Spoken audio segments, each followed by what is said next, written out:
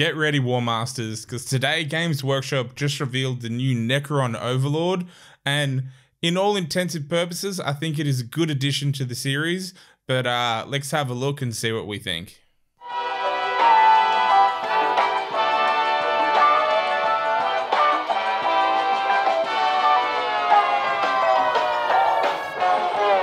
Now, first off, welcome to Warpstorm Warmaster. My name is Aaron, and now let's have a real good look at this new NECRON Overlord. Now that we've got him up here on the screen, first impressions is this is a very, very busy model. Though, I think if this was like an art piece, like to have on the wall of something, I think it would look incredible. And I do get the design they're coming in with like his phasing in and out of reality. Though, to me, he's got his arms crossed. Like, he's crossing his arms. Like, I am not a fan of that pose in any model, especially one of obviously like a war game where I know it's sort of very dynamic and like it would look really cool. Obviously, as I said before, in a piece of art. I just don't think it translates movement very well. Like, does he have to stand still to phase in and out of reality? Like, I'm pretty sure Necrons just keep moving and they go through their, you know, dimensional portals. But it really ruins, I think, the rest of the model, because I absolutely love everything else with it. Like, I'm a super big fan of the dimensional warp cube thing they've got going on there, and like even his weapon, like the massive glaive, and you look at it and 100% you see a NECRON Overlord. You see it, and I'm just really not a fan of that pose with his arms crossed. Like, I'll tell you what it is, another example of a very gorgeous model that looks phenomenal, but the pose just completely ruins it. Like, I'm gonna throw it up here. It's the Archon for the Jakari.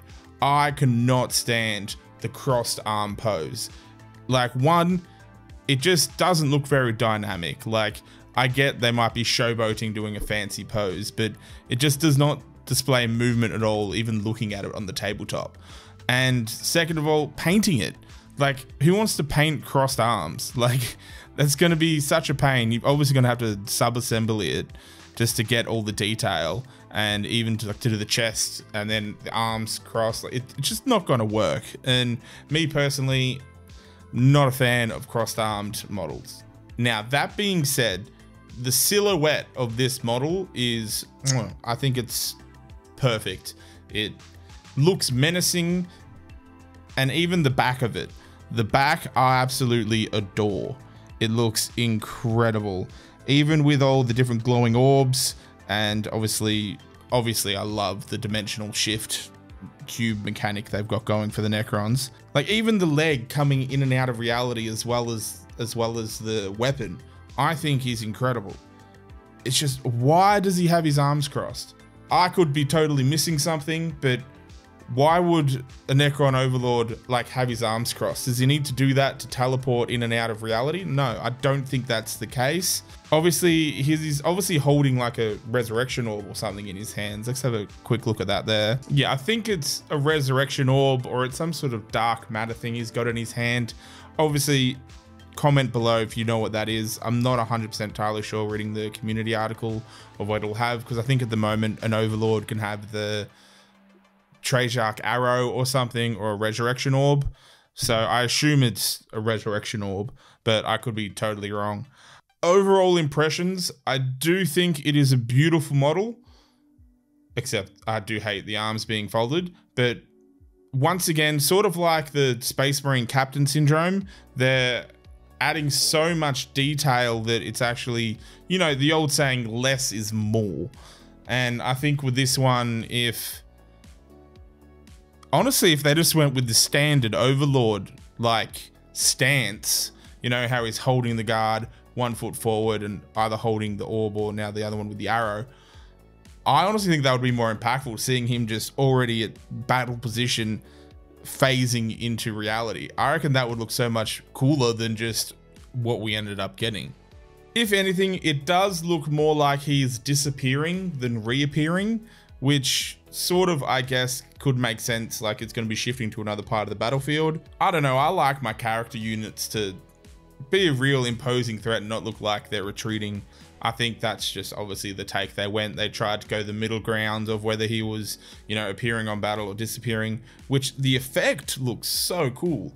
I absolutely love it to bits. I think if I do pick one of these up, I'm gonna probably try and kit bash it in a way that his arms ain't folded, and sort of maybe keep maybe like the orb in his chest, maybe see if I can have the arm standing out like that. If I do pick one up, I'd still sort of do like the other Overlord models better. Then again, the first like Necron model I ever picked up when I was like probably 8 years old was the old metal, you know, Overlord, you know, with the orb. Actually, I don't think he had the orb. You know, I think he had the orb and the spear out of metal with the old green tubes on them, and that I super glued and then frosted all up, but I still loved that model. So they did give us a quick snippet of the rules, so let's see what ability he has. So the ability is called Translocation Shroud. Each time this model's unit advances, do not make an advance roll for it. Instead, until the end of the phase, add 6 inches to the move characteristics of the models in that unit. In addition, each time a model in that unit makes a normal, advanced, or fall back move, until the move is finished, it can move horizontally through models and terrain features. It cannot finish a move on top of another model or its base. So overall, I think that's a pretty cool ability, especially giving a lot more mobility and also not being able to like block a whole blob, because I assume the Overlord will go with Necron Warriors, probably a few other squads as well, maybe like Immortals or something like that.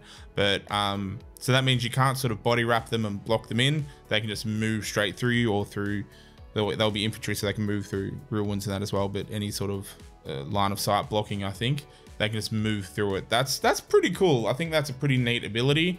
I'm not too sure what Necrons have now. I'm pretty sure they can teleport. Oh, is that an enhancement that they can teleport from one side of the battle to another? Ah, yeah, Veil of Darkness, the enhancement. So you can pick your models up at the end of your opponent's turn and then put them up in your reinforcement step anywhere on the battlefield, but 9 inches away from an enemy. So I think obviously then being if that's still going to be the case in the new Necron codex, because I don't think they're changing the indexed attachment. So technically you would have that as well as then obviously in your normal turns be able to phase through things. So I didn't state that it was a once per game ability. It's just, I think it's just an ability when your model's leading a unit. So I think it should be fun to play with, obviously in a battle with, obviously you'd probably have more, if you're running a lot of warriors, you'd probably have a few overlords. So being obviously not affected by terrain or enemy models is pretty cool, like strategically getting to other points, or if you need to get closer to your enemy side of the board, just move straight through your opponent's models. So that's obviously probably enough of me rambling on about this model. I'd probably give it, not that I give it a model as a rating, I would say overall I'm impressed with the design. I love everything about it, except they could have toned the busyness, I think, of it down just a little bit and gave it more of a dynamic pose and just a real icy cold stagnant feel. Though I guess you could say it does resonate to Necrons, but I doubt that a Necron would just disappear. They wouldn't make a pose, I don't think. So that's probably my only gripe to the model. Everything else is beautiful, and the paint job the Heavy Metal team did on this Overlord is chef's kiss. And once again, thanks everyone for tuning into Warpstorm Warmaster. My name's Aaron. Please like and subscribe, and I will see you Warmasters next time.